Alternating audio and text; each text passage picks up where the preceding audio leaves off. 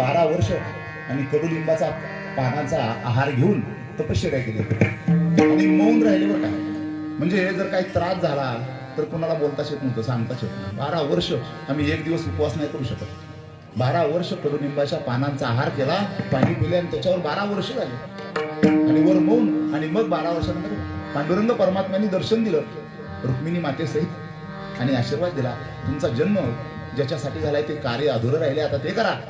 पुढे ज्ञानोबरायांचं दर्शन झालं, ज्ञानदेवांनी सुद्धा तेच सांगितलं आणि बाबांनी त्याच्यानंतर आपल्या अवतार कार्याला प्रारंभ केला. समर्थ लहानोजी बाबांकडे गेल्यानंतर लहानोजी बाबा त्यांचे गुरुदेव म्हणले, जे पांडुरंगानं रुक्मिणी मातेनं सांगितलं, जे ज्ञानदेवांनी सांगितलं तेच आम्ही सांगतो, आता काहीतरी करत जा, लिहित जा. काय लिहायचं? करमणुकीसाठी लिहा म्हणून. तर मग काय लिहायचं हा प्रश्न होता. पुन्हा आश्रमात आले. आश्रमात आल्यानंतर ध्यान लावलं, ध्यानाला बसल्यानंतर आणि डोळे मिटले, लक्क प्रकाश पडला त्या भिंतीवर आणि जसं आपल्याला मोबाईल मध्ये मेसेज येतो ना त्या पद्धतीचे अक्षरं दिसायला लागली. महाभारताचा प्रसंग दिसायला लागला.